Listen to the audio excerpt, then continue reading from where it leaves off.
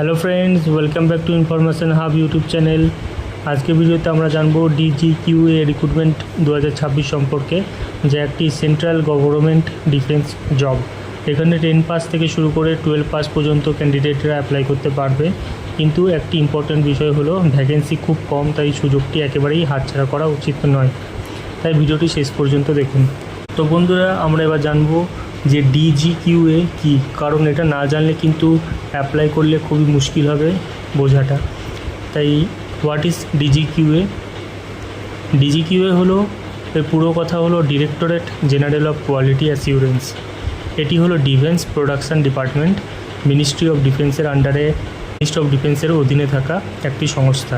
DGQA হলো একটি defence organisation, যার প্রধান কাজ হলো সেনাবাহিনীর জন্য তৈরি সব ধরনের অস্ত্র ও ইকুইপমেন্টের কোয়ালিটি চেক করা এবং নতুন টেকনোলজি ডেভেলপমেন্টে সাহায্য করা। এই সংস্থাটি 100 বছরেরও বেশি পুরনো এবং এর মূল কাজ হলো সেনাবাহিনীর জন্য তৈরি অস্ত্র বা আর্মস, গোলা বারুদ বা অ্যামিউনেশন, যন্ত্রপাতি বা ইকুইপমেন্ট, এই সমস্তগুলোর গুণগত মান বা কোয়ালিটি ঠিক আছে কিনা তা পরীক্ষা করে দেখা। তো চলো বন্ধুরা, এবার আমরা দেখে নিই পোস্ট ডিটেলস এবং ভ্যাকেন্সি কত আছে। তো post details: stenographer grade 2, CMD, driver এবং কার্পেন্টার, এই 3 ধরনের পোস্টের জন্য এখন আবেদন প্রক্রিয়া শুরু হয়েছে। টোটাল ভ্যাকেন্সি মাত্র 8টি, খুব কম ভ্যাকেন্সি আছে বন্ধুরা। এতে জবটা কিন্তু খুবই গুরুত্বপূর্ণ, ভ্যাকেন্সি কিন্তু মোটে 8টা আছে, তাই খুব তাড়াতাড়ি তোমরা এটাতে অ্যাপ্লাই করে ফেলো। বন্ধুরা, এবার আমরা দেখে নিই যে কোয়ালিফিকেশান এবং এজ এর ক্রাইটেরিয়া কী। তো 10th পাস যদি তোমরা করে থাকো তাহলে তোমরা ড্রাইভার বা কার্পেন্টার এই 2 ধরনের পদের জন্য আবেদন করতে পারবে। যদি তোমরা 12 পাস করে থাকো তাহলে স্টেনোগ্রাফার 2 যে পদ, সেই পদের জন্য আবেদন করতে পারবে। বয়সসীমা হচ্ছে 18 থেকে 27 বছর বয়সের ক্যান্ডিডেট, সে কিন্তু অ্যাপ্লাই করতে পারবে। এবং কার্পেন্টার পদের জন্য 37 বছর পর্যন্ত কিন্তু ছাড় আছে। রিজার্ভড ক্যাটাগরি যেমন SC, ST, OBC এই সমস্ত ক্যাটাগরির ক্যান্ডিডেটদের কিন্তু রিল্যাক্সেশন যেটা থাকে সেই অনুযায়ী ছাড় আছে। তো চলো বন্ধুরা, এবার আমরা জব লোকেশন এবং স্যালারি সম্পর্কে জেনে নিই। Posting all India basis job, এটা all India basis central government job, তাই যে কোনো জায়গাতে প্যান ইন্ডিয়া বেসিসে তোমার কিন্তু লোকেশন হতে পারে। স্যালারি কিন্তু খুব ভালো আছে, 19,900 থেকে 81,100 টাকা। তো চলো বন্ধুরা, এবার আমরা সিলেকশান প্রসেস দেখে নিই। সিলেকশান প্রসেসে 2টো ফেজে সিলেকশান প্রসেস এটাতে হবে। প্রথম ফেজ হলো written exam by multiple choice question, MCQ base হবে। এখানে সাবজেক্টে general intelligence and reasoning, general awareness, English language and comprehension and numerical aptitude, এই 4 ধরনের কিন্তু রিটেন এক্সামে সাবজেক্ট হবে। এবং প্রত্যেকটা সাবজেক্টে 25 করে কোশ্চেন থাকবে এবং মার্কসও কিন্তু 25 থাকবে। তাই তোমাদের টোটাল 100 কোশ্চেন হবে এবং 100 মার্কসের পরীক্ষা হবে। দ্বিতীয় যে সিলেকশান প্রসেস সেটা হচ্ছে স্কিল টেস্ট বা ট্রেড টেস্ট। এটা কিন্তু যে তোমরা পদের জন্য অ্যাপ্লাই করবে সেই পদ অনুযায়ী কিন্তু চেঞ্জ হবে। যেমন স্টেনোগ্রাফার গ্রেড 2 পদের জন্য যদি কেউ আবেদন করো তাহলে 10 মিনিটে 80টা ওয়ার্ড পার মিনিট কিন্তু ডিকটেশন দিতে হবে। তারপর কম্পিউটারে টাইপিং করতে হবে। ইংলিশ যদি তোমরা টাইপিং করতে পারো তাহলে 50টা ওয়ার্ড পার মিনিট, এবং হিন্দিতে যদি ওয়ার্ড টাইপ করো তাহলে 65টা ওয়ার্ড পার মিনিট। তার সাথে সাথে CMDর জন্য যদি তোমরা আবেদন করে থাকো তাহলে ড্রাইভিং স্কিল এবং গাড়ির যে বেসিক নলেজ সেটা কিন্তু দেখে নেওয়া হবে।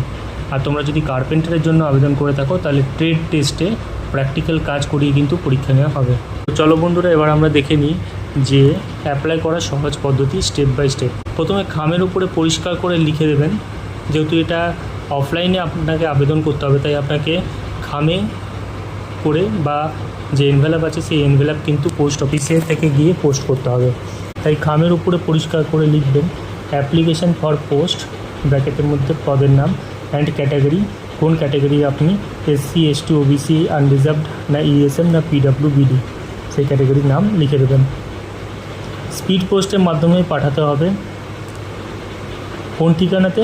Chip quality assurance establishment, eastern fleet stores, near NSPL, opposite Rythu Bazaar, Mary পালেন পোস্ট, বিশাখাপট্টনম 530018। স্পিড পোস্টের মাধ্যমে এই ঠিকানায় কিন্তু তোমাদেরকে এনভেলপ পাঠাতে হবে। তৃতীয় নম্বর স্টেপ হচ্ছে অ্যাপ্লিকেশন ফর্ম। অ্যাপ্লিকেশন ফর্মে নির্দিষ্ট একটা ফরম্যাট, যেটা অ্যাপেন্ডিক্স A2 ফর্ম A2 এ লেখা আছে, সেই ফর্মটাকে কিন্তু ফিল করতে হবে।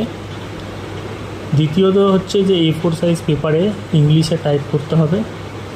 অ্যান্ড তৃতীয়ত হলো অ্যাডমিট কার্ড, যেটা অ্যাপেন্ডিক্স A3-তে লেখা আছে, সেখানে 2 copy admit card. Self addressed envelope, এখানে কিন্তু নিজের ঠিকানা লেখা একটি খাম দিতে হবে এবং সাইজটা যে খামটার হবে 25 সেন্টিমিটার ইন্টু 10 সেন্টিমিটারের একটা সাইজ এখানে কিন্তু দেওয়া আছে। তারপরের পদ্ধতি কি, ফটোর জন্য 3টে পাসপোর্ট সাইজ ফটো লাগবে, একটি ফর্মে লাগাতে হবে, বাকি 2টো অ্যাডমিট কার্ডে সেলফ সাইন করে লাগাতে হবে। ঠিক আছে। গভর্নমেন্ট জব ক্যান্ডিডেট যদি আপনি হয়ে থাকেন তাহলে NOC, যেটাকে বলে নো অবজেকশন সার্টিফিকেট, সেটা একটা দিতে হবে।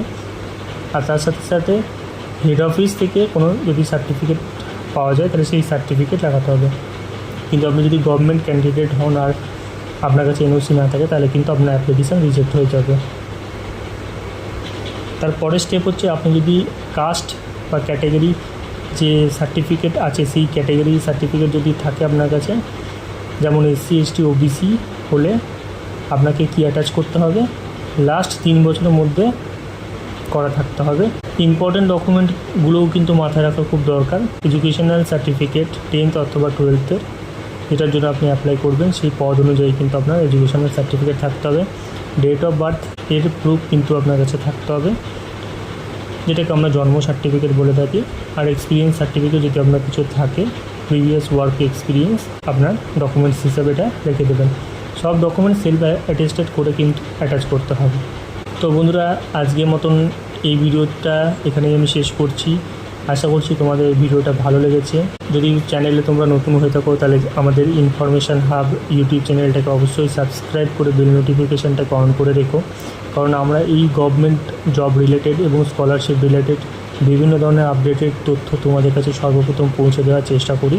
তার সাথে সাথে ভিডিওটা পছন্দ হলে ভিডিওটাকে লাইক করো, নিচে কমেন্ট করো যে তোমাদের এই ভিডিওটা কেমন লাগলো। আর যদি এই ভিডিও রিলেটেড কোনো কোয়েশ্চেন থাকে তাহলেও সেটা কিন্তু কমেন্টে জানিও। তো আশা করছি সবারই ভালো লেগেছে ভিডিওটা। তো আজকের মতন বাই, এবং দেখা হচ্ছে পরবর্তী নেক্সট কোনো একটা ভিডিওতে অন্য একটা টপিকে।